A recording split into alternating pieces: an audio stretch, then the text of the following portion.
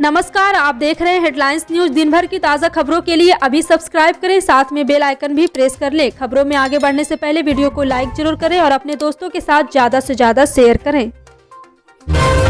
प्रधानमंत्री नरेंद्र मोदी ने रविवार को इंडिया गेट पर नेताजी सुभाष चंद्र बोस की 125वीं जयंती पर उनके होलोग्राम स्टैच्यू का उद्घाटन किया। यहीं पर नेताजी की आदमकद प्रतिमा जल्द ही स्थापित की जाएगी। प्रधानमंत्री मोदी ने इस अवसर पर अपने संबोधन में कहा है कि देश के स्वाधीनता संग्राम में नेताजी का योगदान अविस्मरणीय है। आजादी के संघर्ष में अहम योगदान देने वाले नायकों को अब याद किया जा रहा है। पीएम मोदी ने सुभाष चंद्र बोस आपदा प्रबंधन पुरस्कार भी बांटे। ये पुरस्कार 2019, 2020, 2021, 22 के लिए बांटे गए। इस समारोह के दौरान कुल 7 सम्मान बांटे गए।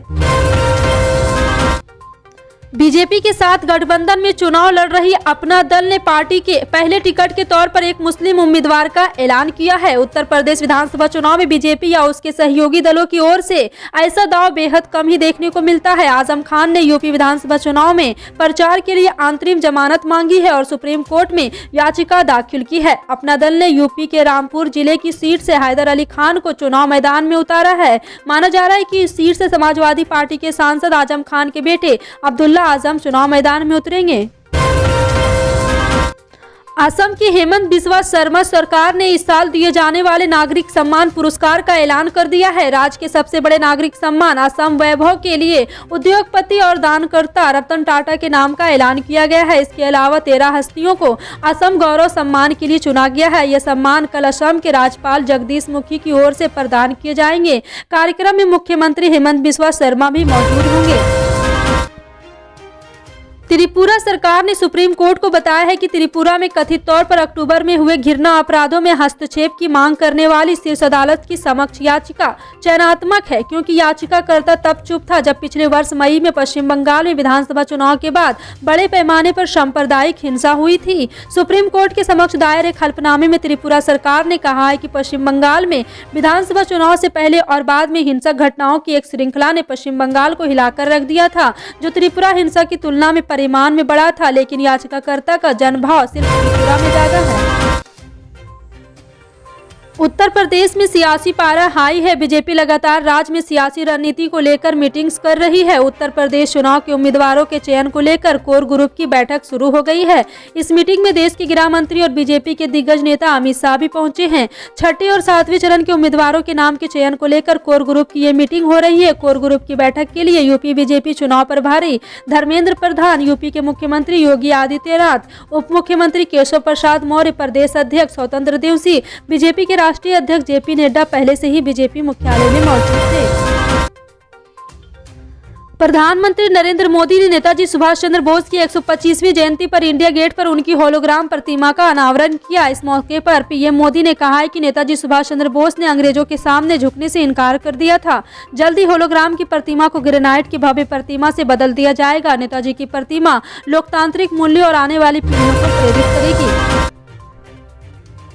समाजवादी पार्टी के अध्यक्ष अखिलेश यादव ने आज तक से विशेष बातचीत में केंद्रीय गृह मंत्री अमित शाह पर निशाना साधा है। रविवार को कैरेना में डोर टू डोर कैंपेन पर तंज कसते हुए अखिलेश ने कहा है कि जो कल तक हवाई जहाज से चलते थे उन्हें गली मोहल्लों में आना पड़ रहा है। अखिलेश यादव ने यूपी चुनाव के पहले चरण में 50 विधानसभा सीटों पर जीत का दावा भी किया है।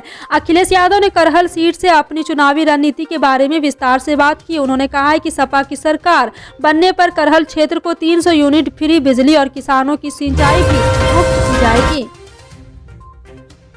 गोवा विधानसभा चुनाव से पहले आम आदमी पार्टी को बड़ा झटका लगा है। राज्य के पूर्व उप मुख्यमंत्री दयानंद नार्वेकर ने पार्टी से इस्तीफा दे दिया है। दयानंद नार्वेकर के इस्तीफे को पार्टी के लिए बड़े झटके के तौर पर माना जा रहा है। ऐसा इसलिए क्योंकि नार्वेकर राज्य में आम आदमी पार्टी का बड़ा चेहरा थे। पार्टी से इस्तीफा देने के बाद दयानंद नार्वेकर ने स्वतंत्र रूप से चुनाव लड़ने का ऐलान किया। बता दें कि नार्वेकर ने अक्टूबर 2021 में आम आदमी पार्टी ज्वाइन की थी। दयानंद नार्वेकर के करियर के साथ साथ उनके अतीत पर नजर डाले तो उन पर कई बार भ्रष्टाचार के आरोप भी लग चुके हैं। पंजाब के मुख्यमंत्री चरणजीत सिंह चन्नी ने कहा है कि उनके परिवार पर ईडी के छापे पड़े हैं। ऐसा तो बीजेपी सरकार हमेशा से चुनाव के समय करती है, चाहे पश्चिम बंगाल के चुनाव हो, तमिलनाडु के चुनाव हो या फिर किसी भी अन्य राज्य से चुनाव हो। चन्नी ने कहा है कि चुनाव के मौके पर ईडी के छापे बीजेपी डलवाती रही है ताकि विपक्ष को दबाया जा सके, बदनाम किया जा सके। चन्नी ने कहा है कि छापों से हम घबराने वाले नहीं है, पंजाब की जनता हमारे साथ है, नतीजों के दिन दूध का दूध और पानी का पानी हो जाएगा। चरणजीत सिंह चन्नी ने रविवार को आज तक से विशेष बातचीत की। राजस्थान के अजमेर जिले के मसौदा में किसानों की कर्ज माफी के पक्ष में भाजपा किसान मोर्चा भी उतर गया है। जिले के कुम्हारिया के किसान लादू गुर्जर द्वारा जमीन की नीलामी की सूचना चस्पा होने से शर्मिंदा होकर किए गए आत्महत्या के प्रयास की जानकारी मिलने पर भाजपा किसान मोर्चा के प्रदेशाध्यक्ष हरिराम रिनवा और जिला अध्यक्ष भंवर लाल बुल्ला ने किसान के घर पहुंचकर वास्तव की जानकारी दी। मुख्यमंत्री शिवराज सिंह चौहान रविवार को सागर के बसा गांव में बूथ विस्तारक कार्यकर्ताओं की बैठक लेने पहुंचे। कार्यक्रम के दौरान उन्होंने गांव के लोगों से संपर्क किया। जनसंपर्क के दौरान उन्होंने गांव में गीत गा रही आदिवासी महिलाओं के साथ ताल से ताल मिलाया और नगरिया भी बजाई। सीएम शिवराज के नगरिया के थाप पर महिलाओं ने भी जमकर पारंपरिक बुंदेलखंडी नृत्य किया। भाजपा मध्य प्रदेश में 10 दिवसीय बूथ विस्तारक महाअभियान चला रही है। बसा यहां पहुंचे मुख्यमंत्री ने गाँव के अधिक से मंदिर जाकर मां दुर्गा की पूजा अर्चना भी की है।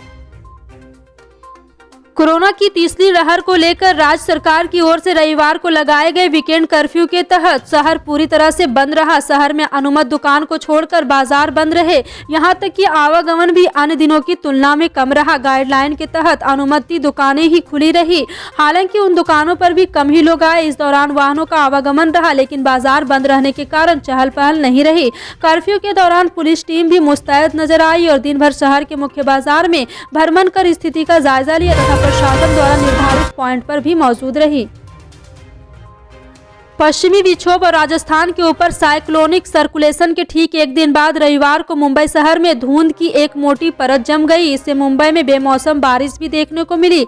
मुंबई में ये बारिश ऐसे समय में हुई है जब शहर में कम से कम एक दशक में सबसे गर्म जनवरी दर्ज की गई है।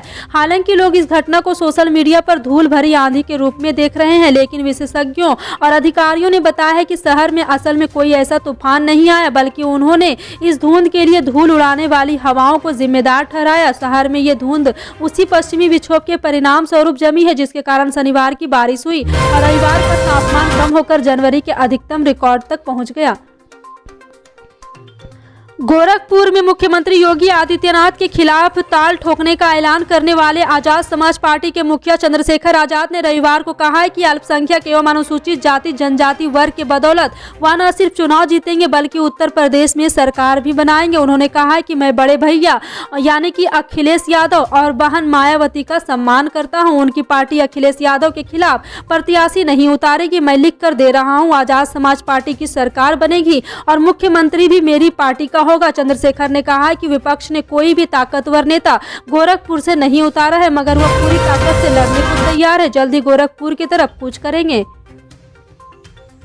बंगाली संगठन बांग्ला पोखो ने रविवार को प्रधानमंत्री नरेंद्र मोदी, रक्षा मंत्री राजनाथ सिंह को पत्र लिखकर मांग उठाई कि नेताजी सुभाष चंद्र बोस और पश्चिम बंगाल की अन्य स्वतंत्रता संग्राम सेनानियों का योगदान उचित श्रद्धांजलि देने के लिए भारतीय सेना में एक बंगाली रेजिमेंट का गठन किया जाए। संगठन ने यह भी कहा है कि सशस्त्र सेनाओं में शामिल होने के इच्छुक युवाओं को बंगाली भाषा में भर्ती परीक्षा देने का विकल्प दिया जाए।